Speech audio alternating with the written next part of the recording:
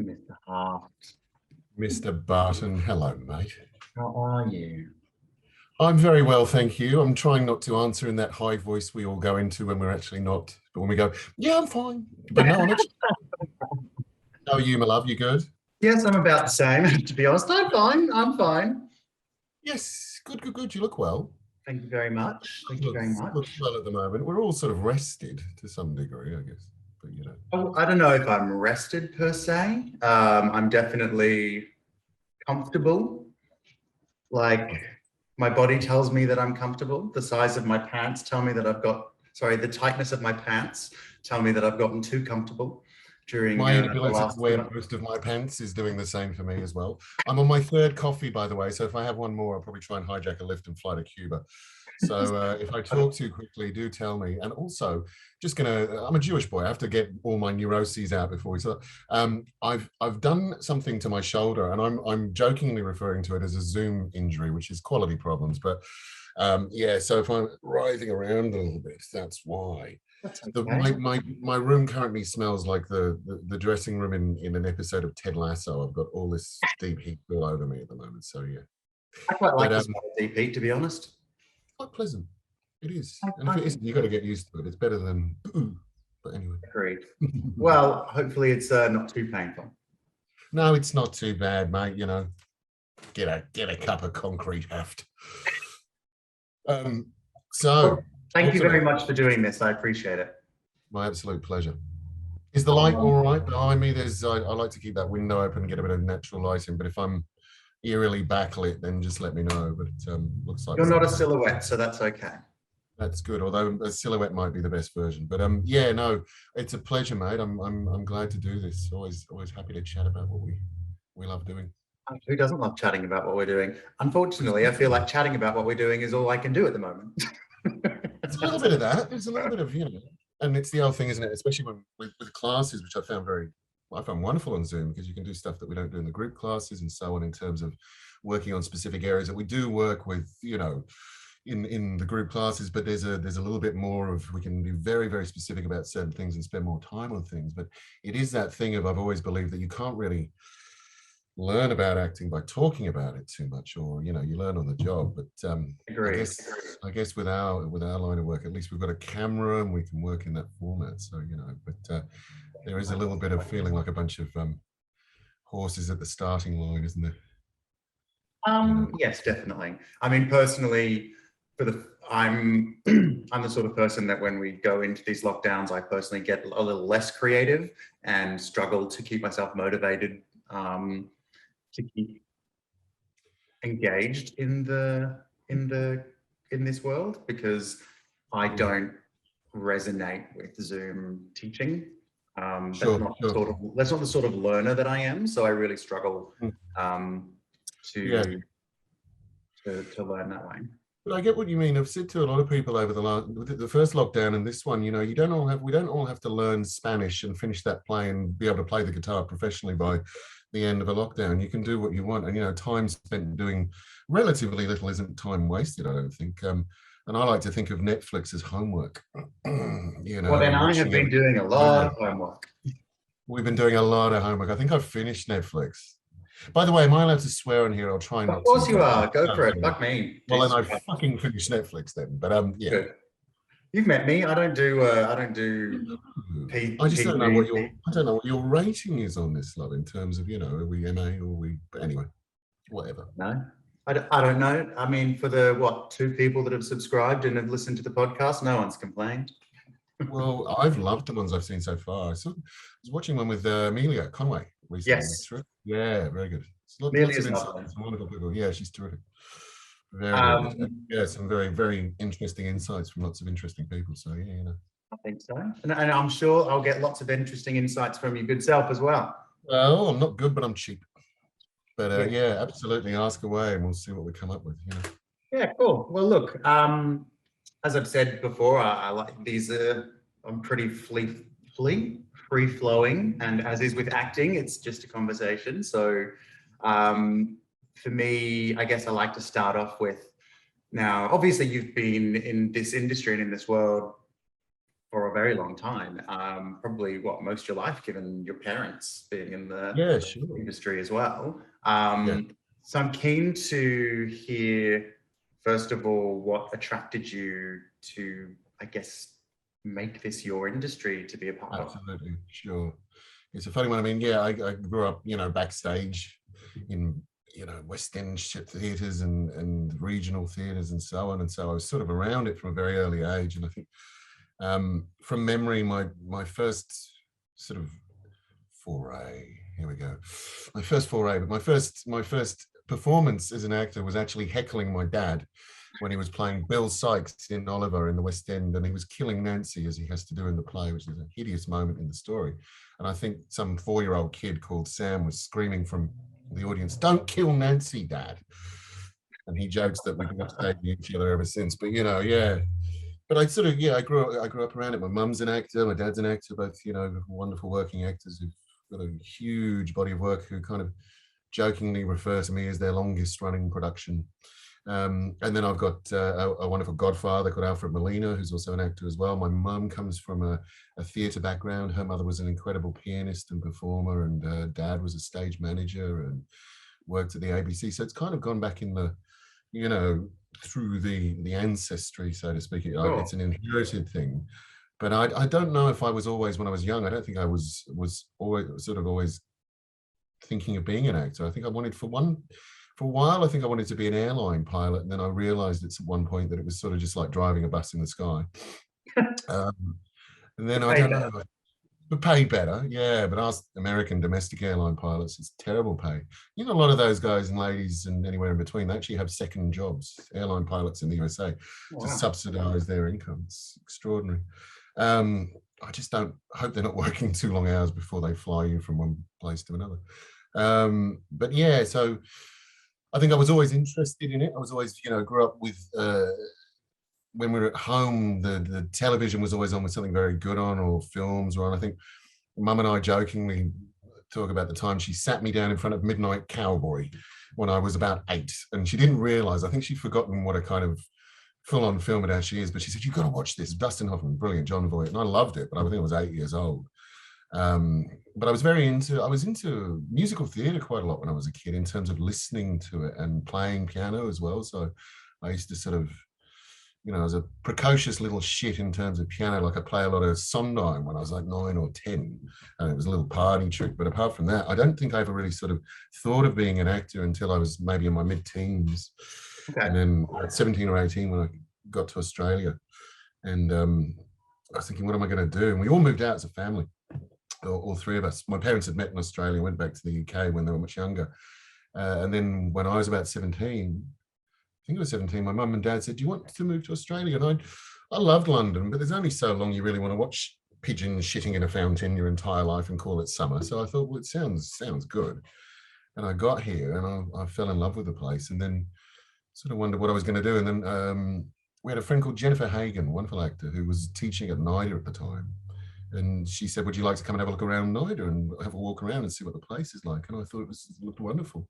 And so I auditioned when I was 17, and then started, and we can get to that later, but which I think is too young for drama school as a general. You know, there's some exceptions to the rule, but I think 19 or 20 is probably more advisable. But you know, I started when I was 17, but it was that thing of like, you know, sort of, I think if you are going to go and do drama school, which isn't the only way to do it, I think you need to know what you need to know. And I think I was sort of still relatively green. So I was learning all about objectives and actions, and still trying to get remotely comfortable standing in front of a group of strangers pretending I'm someone else. Yeah, sure. You know, but anyway, yeah. It's interesting you say that, because I mean, I've never auditioned for NIDA personally myself, but I think I'd heard that they tend to not take people that young because of lack of experience. Very good.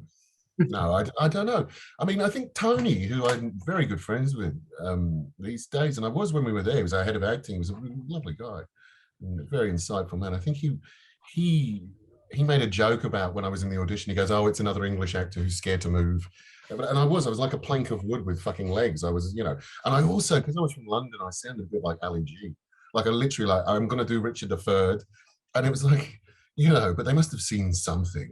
Yeah. And they sort of, and I think that's important as well, when people are auditioning for drama schools, that they don't feel like they're meant to give a match fit opening night professional performance. We're trying to see, a rough diamond that it's more exciting for a teacher if there's things to, mine and find out. So yeah, they must have seen a very rough diamond and gone, all right, fuck it, we'll give them a go. Nice. The rest is history. Obviously, you did that The degree. rest is history, long history, 1923. So But yeah, I mean, it sounds like even though you perhaps didn't think about, or that you didn't want to necessarily go down the acting route initially, it sounds like, is that pretty much all you've, I say all you've done, like it's about, like, it's a negative thing. That's not. Yeah. That's I guess what it's not that I didn't want to go down that road. I just don't think I never had this, like in the early days, I didn't really, it was when I started to get into it, I fell completely in love with it. And I don't think there's anything else I'd rather do, than be in this line of work. Yeah. When I first started out, I don't think I was I didn't wake up in the morning going, gotta dance. It wasn't that. I wasn't that for me. Yeah. I just loved film. I loved theatre. Growing up in the theatre was wonderful, it was extraordinary, and I look back on it very fondly, and especially having worked with my parents since on stage together and in various capacities in theatre and so on, and film together, and a bit of TV, funny enough. But it was a wonderful thing, and I think that's the main attraction to me is the people you work with and the stories you tell, and certainly got a good taste of that as a kid. But yeah, the bug really bit me, I think, sort of maybe even a year or two out of drama schools when I really went, thank God I did this, because it's what I've always wanted to do. Amazing. I obviously have that feeling myself. So, so when you, I guess, first started in drama school, and obviously just talking about coming out for that first 2 years, what was did you have a goal, in like a big, hairy, audacious goal in mind of what it was you wanted to achieve, and what your vision of, once this happens, this is when I've made it? Sure. I was talking to a really dear friend a couple of weeks ago. Who's doing a paper for a journal, for a publication. We were talking, she's doing it on sort of drama schools. And we were in the same year, but at different drama schools. So she was in another drama school somewhere else in the country, and I was at NIDA. And I think we were talking about the idea that there was not necessarily instilled in you deliberately, and wasn't necessarily the let's use some flashy words, the pedagogy of a school, that you have to go out there and be a star. But there was certainly a feeling when people come out of drama school, not that it's a race, but the notion of it, because you have agents day, and you get a list of the agents that are interested, having spoken to them in the foyer afterwards, and so on and so forth, that if you're not careful, there can be a competitive nature that starts to creep in, which I think is about, in our line of work, is about as helpful as a fart in a spacesuit. I don't think it's about that. So to me, one of the best pieces of advice I ever heard about this line of work was from my old man. He said, it's better than digging holes in the road, but it's not a cure for cancer. It's a wonderful job to do. And, just because you go into computer programming doesn't mean that everyone becomes Bill Gates or whoever we're going to use as a reference. That if success to me in our line of work is doing what you love and making enough to pay the bills from doing it. Sure. And the rest is a bonus. It's almost like meaning of life stuff. When people talk about what the meaning of life is, my take on it is there isn't one, not in a morbid existential way, but there isn't one. You are here for however long you are here. You watch the world go by, you make some art, maybe make a baby if that's in what something that you care to do, and watch the world go by, be a bit of an anthropologist, and hopefully die peacefully in your sleep at an old age, and the rest is a bonus. So and certainly knowing quite a few people who have done, have either become very well known or some, extremely well known actors. I actually think that celebrity is a thing that comes up all the time. And I think if you ask anyone who has reached that kind of level in this profession, that the real benefit of that isn't not being able to go to the shop and being stopped, and taking photos, which can be lovely every now and then, but I'm sure the novelty wears off at times. But it's being able to choose the work you get to do. I think that's the real bonus, is, being able to select the projects you want to work on. So that might be, if you want to call it, the holy grail of this line of work. So that's success, but it's not having your name in lights. It's not, making all the millions. I do what Tom Cruise does. I just put $1 million away and pretend that I haven't got it, and just, watch the interest mount. Sure. Yeah, very long answer to a very simple question, but I think that's, Well, I think if I can be as bold to say, well, I mean, I don't know who you, I didn't know you when you were just fresh out of drama school, obviously. Sure. And I think you got the benefit of having been in the industry for a very long time to have potentially have a different idea of what success or making it means now versus what you might have had fresh out of drama school. Sure, sure, absolutely. I was curious to hear what your idea or your goal was at the beginning and how that may have changed throughout the course of Yeah, absolutely. your Absolutely. career in the industry. I think what I always wanted to do was do the work well. That was always a thing. And that also got, for me, a little bit all consuming to the point where I became a bit of a perfectionist when I was first starting out, which got in my way a little bit. And I always, you know, as we know from when we're working in a class environment, one phrase that I tend to bring up is perfectionism is the enemy of creativity. You know, so what that, and I, of course, you know, to be acknowledged by your peers as good at what you do, I think that's, you know, there's a level of that comes into play.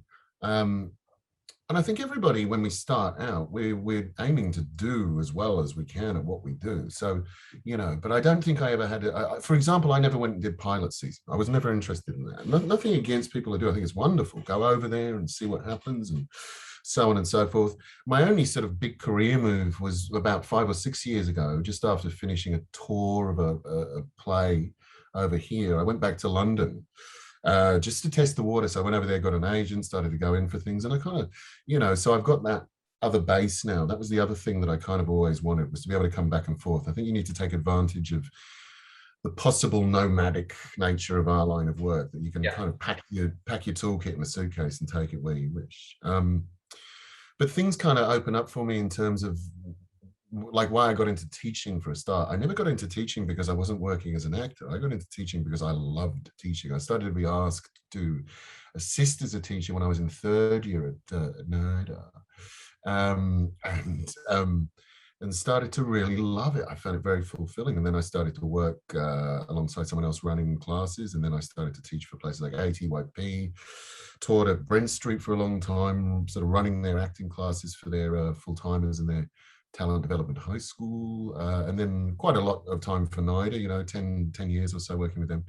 And then where I think the teaching sort of became something that I would put at the almost just at the top of what I really was loving doing at the time was the Actors Centre. And working with people like Dean Carey and Jennifer West and Andrew Lloyd and all those extraordinary teachers, and learning from the really wonderful, you know, teachers who became something of a mentor, that it just became something that I was fascinated with. And also because, you know, I was teaching a lot of soon-to-be professional actors, but also teaching people that were coming into part-time courses as well, and finding that there is this great value in teaching this line of work for other purposes, you know. And I don't just mean teaching corporate people how to public speak, which is a very important thing. I also mean, you know, you'd find someone that was never necessarily pursuing acting as a full-time thing, but would find it extremely fulfilling from the classes we were doing. So there was some job satisfaction there, you know. And that led to some directing work as well, which I also find I'm equally passionate about, you know, composing, writing, trying to, you know, use as many strings as you have to your bow and just create stuff, you know, tell yarns, and hopefully the benefit is you get paid to do it, you know. Well, I mean, that is one benefit that I haven't personally experienced too much so far. Obviously, as we begin, we do live in a country, Danny, where we're still trying to reinstall in people that this line of work is not a hobby. You know, we've been through such an arduous time, and I just find, you know, this strange thing that the people in the arts are somehow being, I don't want to use the word whingers, but it's like, you know, that we're in a situation where we're complaining and people go, well, you know, you chose to do that as a job. Why should you feel that? But we are, as an industry, one of the first to suffer when something like this happens, and one of the last to be able to get the ball re-rolling. But at the same time, is during these particular like using the current pandemic as an example, is first to suffer, last to come back on. But actually the industry that's relied on to get everybody else through. 100%. If we are an essential service in terms of, you know, I kind of thought back and thought, you know, what would the Spanish flu have been like? Sitting in a room, staring at a clock, watching the day go by and read a book. But, you know, we have, you know, all this wonderful music and film and television. I mean, we're in a renaissance. There used to be a saying about television that it was a medium because it was neither rare nor well done. And now we're just, you know, a list of so much wonderful stuff. So, you know, it's become a, yes, as you say, it's become something that people are very dependent on to get them through these dark days. And I think so it's a noble profession and it's a very vital one. Yeah. I think Anthony Hopkins said this years ago. He said that you know, if all the actors in the world stopped tomorrow, the world would keep spinning, but it wouldn't be as good, wonderful a place, you know. And we need doctors first, you know, we need yada yada yada, but I think, you know, we've always got to remember that this is an honorable trade. And so, yeah, going back to sort of the original question about success, I think it's when I see someone who comes off stage or looks or is happy with their own work, or, you know, comes off stage and has had the actor's joy and it's impacted on someone in a positive way who's sitting in the audience. You know, I think that's really it, and the rest is really a bonus, you know. Yeah, I agree. Yeah. I like that. I mean, I personally feel that I get the most out of acting when I know that I have made someone feel something and moved someone, which for me, I think is probably the main reason why I do it. Yeah, absolutely, absolutely. And it's also, the other thing is about the, you know, this the idea of when your career begins or when, you know, it's too late and all these sort of things. And I don't want to be contentious and see it through a certain pair of eyes, but when I particularly hear people talk about, you know, an actor, female actor, reaching a certain point in their career where it's, you know, I've just started watching Call My Agent, for an example, and, you know, the first episode is actually all about that once you hit 40, you know, all that shit, as far as I'm concerned, not taking away from how it has been instilled by others, but I think it is something that needs to really fall by the wayside, that you could start this job when you are, you know, whenever. I think if you go about it in a certain way. And an example would be, not to say that she didn't have an extraordinary and wonderful career prior to that, but the obvious one is Jackie, you know, Jackie Weaver, when, you know, Animal Kingdom happened. Yeah. I think from memory, where Jackie was probably in her late 50s, maybe, or early 60s when that film came out. And it just totally changed the game for her, you know. I was listening, there's this thing called Biopics, P-I-X. It's on YouTube, and it's like a 20-minute autobiography of famous people from the past. And I only found out yesterday, apparently Shakespeare was maybe translated the Bible. He was the one who did the King James, the first Bible, which is a wonderful work of fiction. But he... cut that out. But yeah, and he was 41. And you kind of go, you know, he didn't translate the Bible until he was 41. But, you know, people who go into whose success, and another one is Ricky Gervais, of course. He didn't even start acting or performing professionally until he was 40. You know, so there is that thing as well of, I don't think you're ever too old, and I don't think you're ever too young. It just depends on where it comes into your life. And it's another thing is, you can put this job on hold and come back and forth. You got to try and alchemize the things that we always think of as bad things about this line of work, that it's something you can pick up, put down. Yeah. You can turn the insecurity of it on its head, you know, and of course, just go about it with actor's joy and failing forward, and act as much as you can, learn on the job, do it as much as you can, and see what happens, you know. Well, you're kind of following on from that. We didn't lead in, we followed on the some of the insecurities around acting. How have you personally, I guess, experienced or the whole gambit of mental health and insecurities and depression? How long have you got? We all have. I certainly have. I don't think I've ever met a really wonderful actor or a colleague that hasn't gone through some stuff. Sure. Or a friend, for that matter, that hasn't gone through some stuff, be it in our line of work or elsewhere. And I think the more you listen to each other, the more we start to realize it is a tough life. It is. There's no getting around it. It's also wonderful, but it can be a very mixed blessing. And I certainly have been through the highs and lows, and I'm not talking about a slight Big Dipper scenic railway. I'm talking about fucking roller coaster. I've had some terrible ups and downs. I'm quite open about, you know, I had a fairly big battle with booze for a while, from, you know, just had the anxiety of work and so on sort of took me over. And that was something I had to negotiate. It took me a long time to sort of really put that almost to bed. And also, yeah, mental health, I think it's a funny thing, isn't it? I can't remember where I read this, but it was something um, about mental health, because I think the term mental health is a very important. It's a blanket term for a lot of things. But what I think we've got to really start to do is look at it as not something that is a condition of specific individuals and therefore associated with some defective character, which I think is sometimes a case. There's like a stigma around it, which I've noticed in my travels anyway, that mental health is something we're all negotiating like anything else. And I think, you know, obviously with our job, there's highs and lows, and there's certain insecurities, and there's certain levels of we don't know what's going to happen tomorrow that affects our mental health. I mean, for example, with the pandemic, with the idea, there was a meme going around during the first pandemic, I think, that said you are witnessing the world going through a withdrawal symptom of an addiction to the false notion of certainty. And I think, you know, when we, as actors, when you hear that, you go, oh, come on in, the water's fine. We've been doing that for fucking years. You know, not knowing when the next paycheck's going to, not knowing when the next job, and so on and so forth. Having to reapply for your job every time you audition. One of the only jobs, you don't go into an office and go, can I fill in the form again? Once you got the job, you got the job. With this one, and we also live in a country where there's not necessarily as much of a snowball effect with your career. Sometimes you can be, you know, I've been in a series for 5 months and then suddenly it's a bit of downtime and so on and so forth. Is there any... Going back, Sorry, no, you go.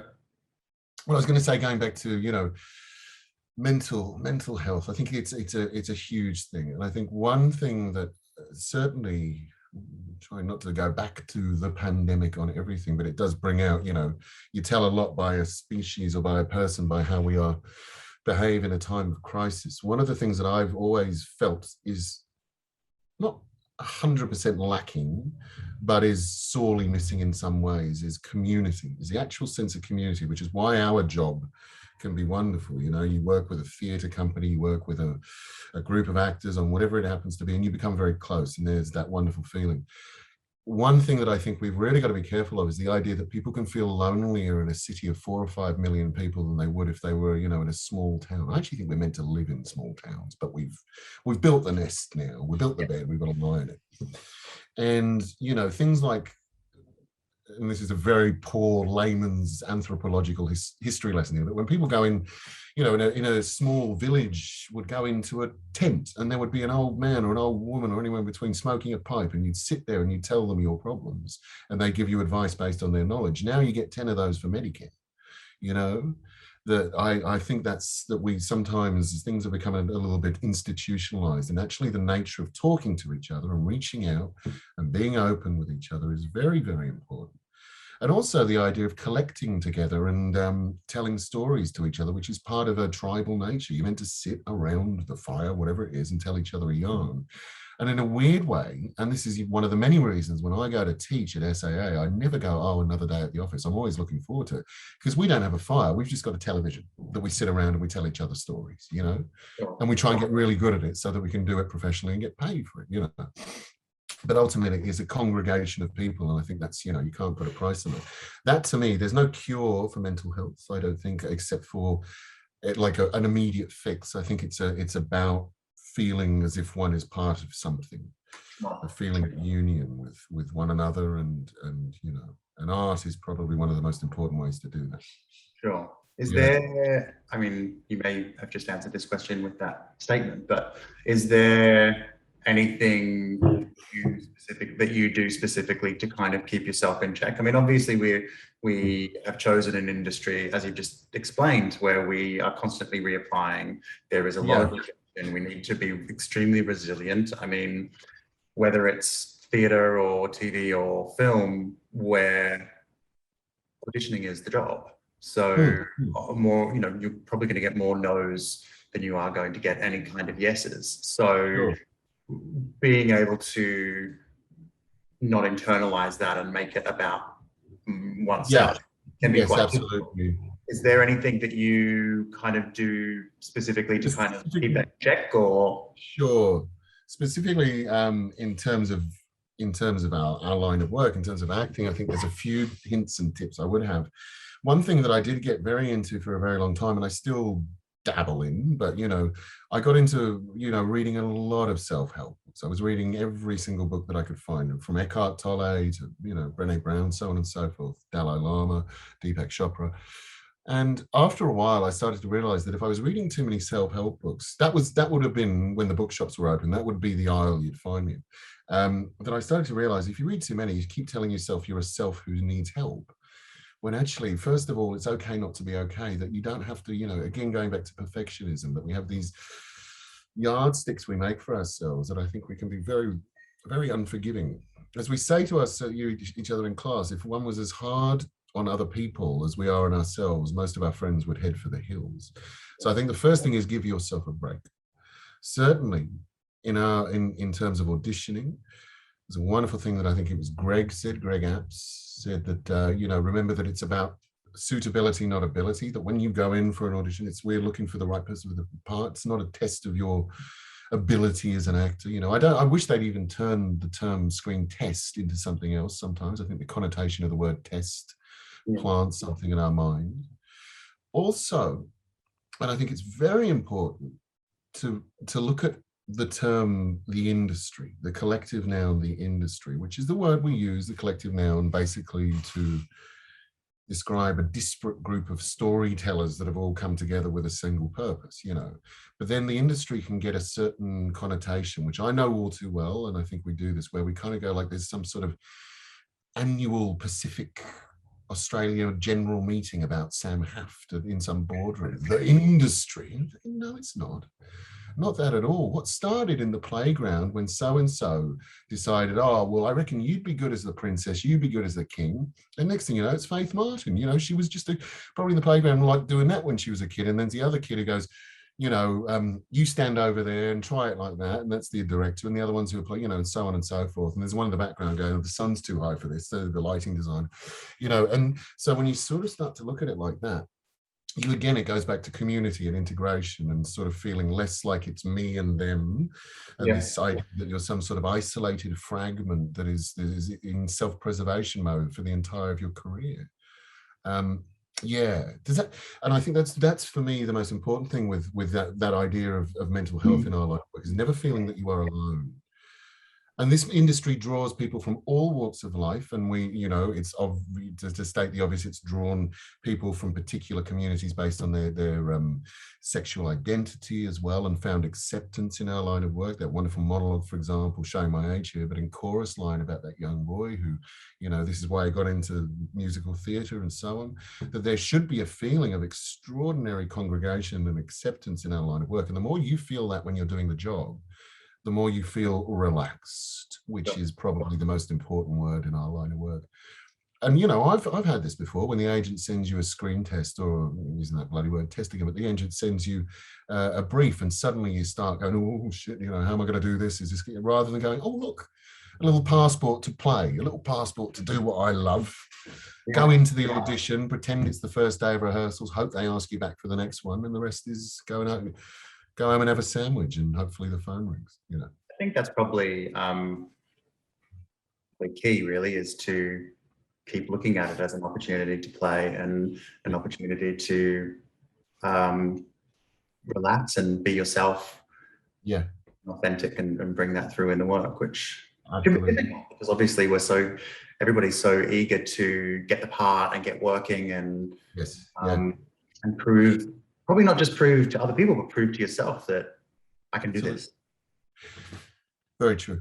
It's also that term that comes up all the time of self-consciousness, which is, they always say, is the actor's enemy, and it is to some degree. It can be, it can be crippling if it's too overwhelming. But self-consciousness and self-awareness to me are very different. Self-awareness is the fact that right now, as I'm talking to you, I know I've got a sore shoulder. So right now, as I'm talking to you, I know where my feet are without having to look at them. That's self-awareness. Whereas self-consciousness is me wondering what other people are thinking of me while I'm doing something. Yeah. And I also think that goes back to not just on the boards, not just in front of a camera, but just in your professional life. Just go about your business. Don't want to use too many well-worn phrases like you do you and, you know, stay in your own line. But I think it is important, you know. And also the other thing that I've found helpful and why I do love teaching is I like to think that it helps people when we're working together, that it's, you know, it's for some greater good for their benefit, is that if you go into a casting, if you get on set and you're thinking, how can I help this casting director?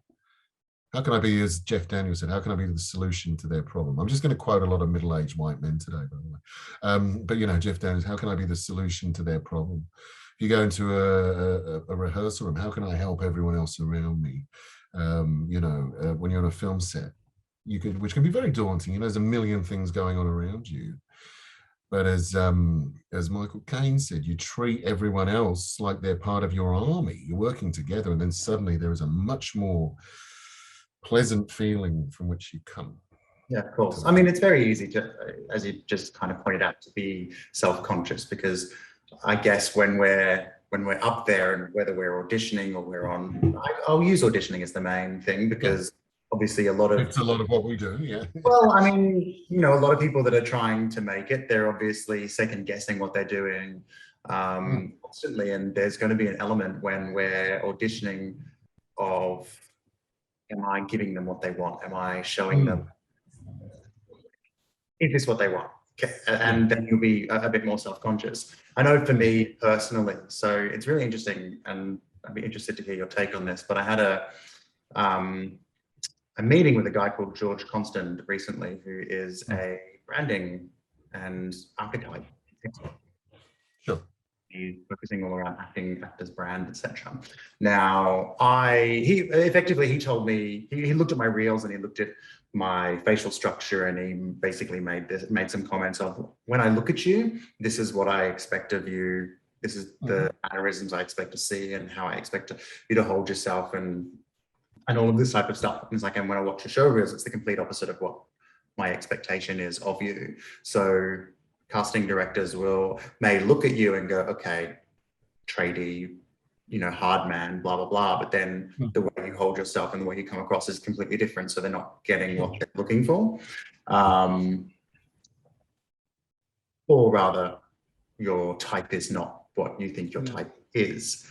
And I know when it comes to auditions, he effectively said, I think you should be leaning into the fact that you're gay, and actually lean into that within your acting ability. But I, from a self-conscious perspective, have been I know that I'm very careful or self-conscious when I'm doing any type of audition, that my natural mannerisms that might seem a little bit camp or a bit gay don't come through in any of the work that I do. So that's the type of stuff that I'm thinking about, being self-conscious and whatnot. Yeah, I hear you. You're not casting a character, you're casting an actor playing a character. That's my take on it. You know, that I understand branding. We've talked about this before, and I don't want to sort of tread on toes when people use that idea. I think branding is something to be acknowledged. I also think branding is best reserved for cattle, and even then it's rude. You know, to stamp a poor cow with a number. But there are two types of actors, you know, when we look at it like this, where you've got character actors, which is ironically not actors that play lots of characters. It's an actor that was hired because of a certain quality. You know, going back to the greats, you get your Bogarts and maybe your Bette Davis, people like that. They were the go-to actor for a certain type of thing, and they still exist to this day. And then for every one of those, there's a Gary Oldman, or there's a Kate Blanchett, or there's a Viola Davis, or there's a, you know, whoever it is that can change and shapeshift. And neither is without any less merit than the other one. But what I, you know, I was just, as you were saying, I just wanted to make sure I didn't forget this, but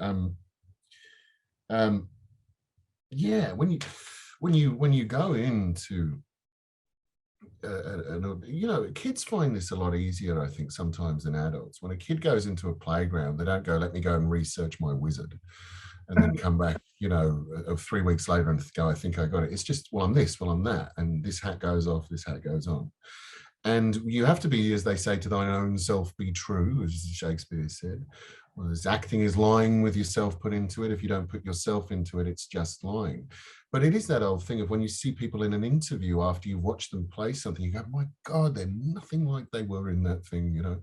one that I noticed recently was watching Ozark and seeing that wonderful actor who plays Ruth. And, you know, in real life, she's this most fucking wonderful, hysterical, bubbly, upbeat New York Broadway actor. And in Ruth, she's just bang, you know, in Ozark.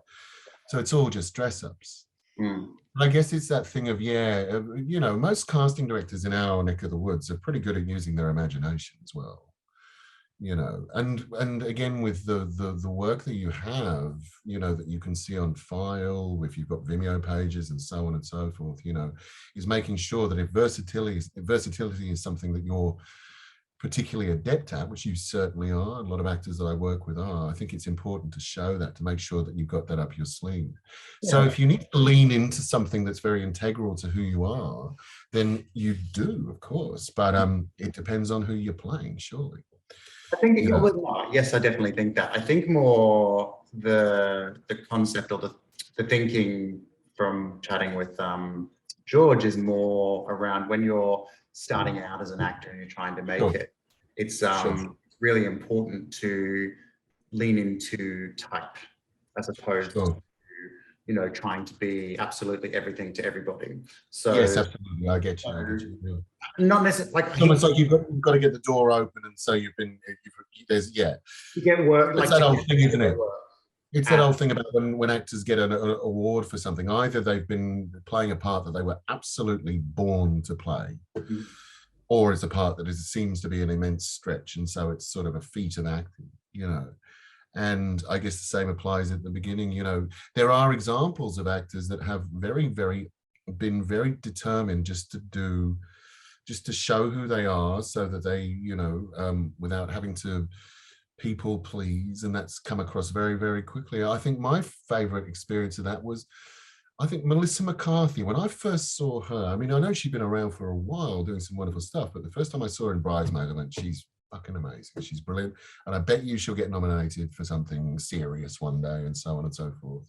Yeah.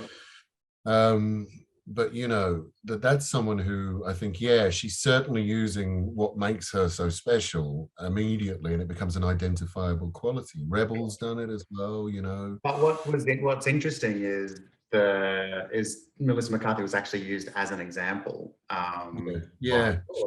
Because so she started out playing like that lovable, chubby best friend on.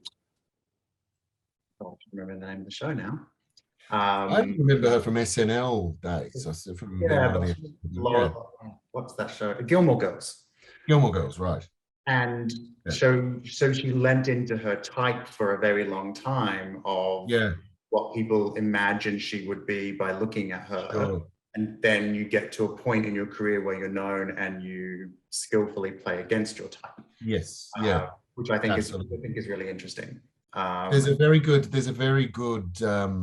it's not as good as yours, but another podcast, which is Tim Ferriss. You know Tim? Is it Tim Ferriss? Yeah, the guy who wrote the 4-Hour Work Week. Yeah. And he's got a great interview with All Right, with Matthew McConaughey, and McConaughey talking about being, for a long, you know, point in his career, was always seen as the romantic lead, and he was that guy for romantic comedies, and that he just really wanted to shape it up and shake it up. And so he was being offered films. I won't sort of paraphrase too much. I just suggest people listen to the actual interview. But he was talking about being offered a film that looked like it could be quite promising, but it was a romantic comedy. And, you know, the agent rang and said, they're offering 7 million. And he said, no. And then the agent rang back and they said, they're offering 9 million. He said, you know, the script's not that bad. And then they were offering 15 million. He goes, you know what? It's a really good script, but I'm still going to say no. And eventually because he was that adamant about it, I mean, this is on a particular, you know, in a particular level in his career, but then it was because he was desperate to make a film like Dallas Buyers Club, and to show, you know, it was one of those hold my drink kind of moments when an actor's been doing some great work, but it's a lot of it is fitting into a certain, you know, archetype. Yes. I would think that with Matthew McConaughey, you can tell if the film's going to be good or bad, where depending on in the poster whether he's leaning against something or if he's not. If he's leaning against something, it's going to be naff, fool's gold. But if he's leaning forward, it'll be brilliant, you know.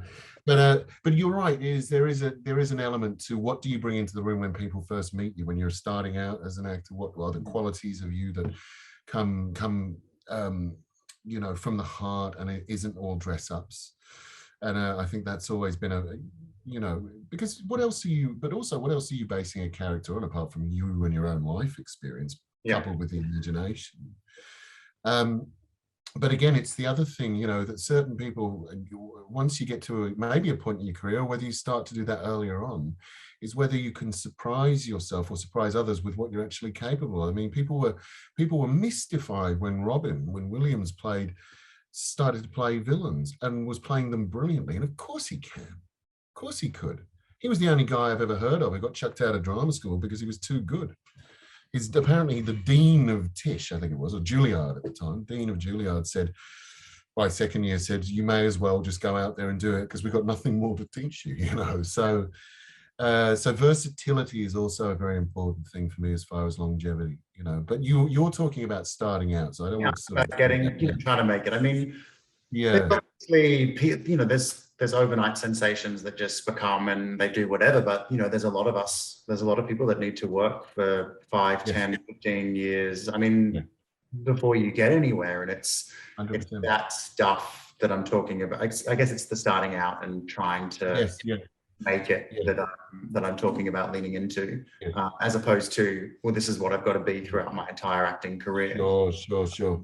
The other thing, of course, is going back to, if you do know what your type is or what kind of, can write something for yourself. Don't wait for someone to know. And that is, you know, sometimes that's a much maligned avenue, and it's actually one of the greatest things you can do. And boy, has it proven itself to be. Phoebe Waller-Bridge is a perfect example. She was already, you know, she was doing a fair bit of work, but she, you know, Fleabag was always on the back burner. And then she did the play, she did the Donmar Warehouse production, I think it was Donmar, and then the series, and the rest is gravy, the rest is history. And that thing of, you know, if you have a story to tell, that you are an actor who's able to tell it. And also there is a degree of, if you're making your own work at the outset, which is, I guess the reason I mentioned Gervais so much, I was listening to an interview with him that a friend of mine, Amber Todd, sent me a couple of days ago, and it's wonderful. He was talking about The Office, which wasn't until he was 40. And, you know, when he went to the BBC, they realized it was, you know, he said, first of all, I couldn't send them just the script because it would have ended up in some executive's drawer gathering dust, because, you know, he half finishes a sentence and then touches his tie. It's not going to read very well. He had to actually film a bit of it and send it to them for them to see what he was after. And because they saw it as a relatively low maintenance production, they gave him creative control. They said, you can direct it, you can write it, so on and so forth, in a merchant. And I think he's a big believer of, actually, it's not about, I want to be the director, the this, the that, and all of it. It's just that a project to me is something that it's all part of the same thing. So I wouldn't just hand it over, you know. So it's actually about starting from scratch with something that you have a good idea about, and creating that piece of work, and then taking it all the way from the very inception through to the you know, the realization of it, is something that I openly and actively suggest people do. Yeah. You know, if it doesn't land, if it doesn't end up taking off, or it doesn't end up, you know, it might gather a bit of dust in a drawer for a while and then you go back to it, but it's even just the doing of it is learning on the job, you know. Oh, definitely. And I think for this country specifically that we're in, making your own content is probably one of the only ways you're actually going to work. It can be, yeah, it can be. It's a tight little market here in Australia, so getting that. It's getting a lot looser, though. You know, I mean, when we talk about not needing to go over for pilot season anymore because a lot of American work is coming over here, that really is true. And I think, you know, I don't envy anyone in this particular chapter in history because of the obvious, that we're all, you know, not allowed past 5 kilometers from our home. But then even then, when you start to think of that and you start hearing the word Kabul rebounding and ricocheting in the back of your head, and you think, well, we're relatively lucky. But at the same time, I do almost not envy, but I think it's wonderful that, you know, younger actors going into the business now, that once things do start to get back to some semblance of normal, you're living in a country where you're in a renaissance, where there is going, you know, there's a new studio being built here. Russell Crowe's building this there. There's one that's going to be built at Penrith Lakes. There's one that's going to be built, I think, in Ipswich, it's in Queensland. You know, the amount of facilities that are available in which to make things, and there's going to be, you know, more. That's a very important ingredient. Yeah. And you know, it's and I think that that will also become much more apparent with the amount of briefs that are coming in. It's already starting to happen. I think, you know, I'm seeing people get more auditions perhaps a week or a month than they were getting previous to that. You know, so there is gold, there is light at the end of the tunnel. There is, you know, yeah. There is. Yeah, absolutely. Okay. Well, look, we're approaching a time where you need to go and join some other people and impart some No problem. wisdom. Yeah. Could I say one more thing that I did wanted to mention just before, you know, just backtracking on the question? It was just about mental health as well. That I think we've also got to remember that we are in a line of work that it's not COVID. It's populated by extremely sensitive human beings, you know, people who have a great affinity with human nature, great empathy. And not that we're special cases or anything in that sense of the word, but I do think that we do all have to give ourselves a break with that, and you know, there's some degree of holding each other's hand through all of this. So anytime someone in this business feels that they are alone, they really must. They you know, it's not the case. And if it feels that way, there are ways to deal with it. And I think, you know, Equity, MEAAA, and, you know, other organizations are trying as much as they can to put mental health at the forefront. I'm very lucky in terms of our agent is very, very supportive of their clients. I think most good agents are, but extremely supportive, looking out for, you know, the mental well-being of their clients as well as their career. And I just think, yeah, that if anyone, you know, if anyone is ever sort of feeling, because there have been a few incidents over the last couple of weeks of actors at a certain age and taking their own lives, and you know, and it's heartbreaking. It's absolutely heartbreaking. So it's you know, I just think, yeah, I don't know if there's a, I'm saying here's a phone line at the bottom, you know, there we all know what those numbers are to call, but I think it's more about, you know, this is a collective industry of people who are there for each other. And so the more we take out the competitive nature of acting, and the more that we actually go, we're all in this together and celebrating each other's success and the gratitude that comes out of that, I think it tends to work in our favor. Anyway. Well, I mean, that final thought probably, I mean, I was going to ask a question, but that may well wrap it up anyway. But if there was one piece of advice that you could give to actors that are either starting out or a bit way through their journey and feel like they haven't got anywhere yet, what would it be? Sure. It's a couple that spring to mind. There's one about reviews, which was what Rosemary Clooney said to George Clooney, her nephew. She said, if you get a bad review, ignore them. If you get a good review, ignore them. Yeah, that in a wonderful way, what other people think of us is none of our business. Just get on with what you're doing, and you know. And the other thing is, you know, that a sense of humor about all of this is very, very important. Sometimes I think we take it a bit seriously, which we, you know, you can be serious about the work, but don't be serious about yourself. You know, Judi Dench, apparently. But yeah, serious about them. I just sit here quoting other people. I've just got desk calendars all over the place. Like usual suspects. I'm just reading quotes from everyone. But you know, yeah, I think, yeah, be serious about the work, but not serious about yourself. There's a Stanislavski one, which is don't love yourself in the art, love the art in yourself.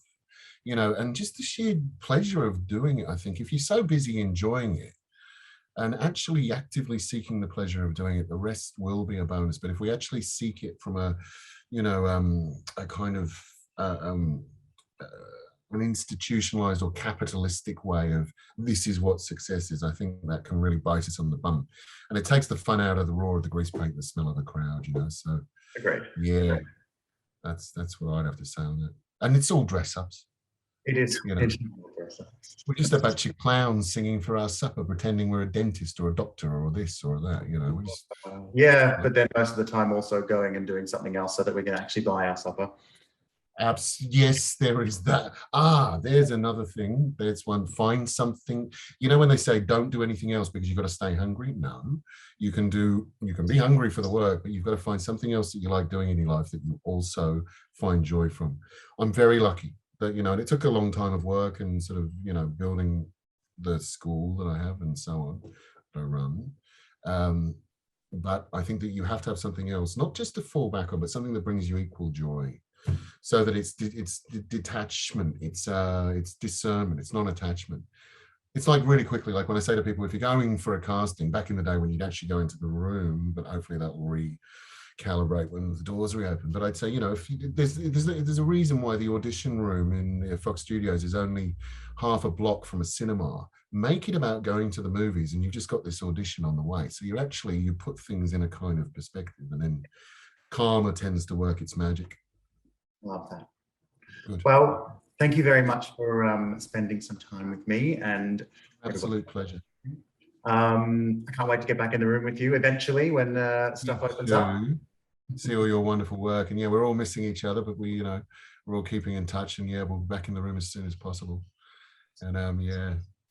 Thank you very much, Sam. Enjoy the rest of My pleasure, Mr. Barton. day. You too, buddy. Talk to you.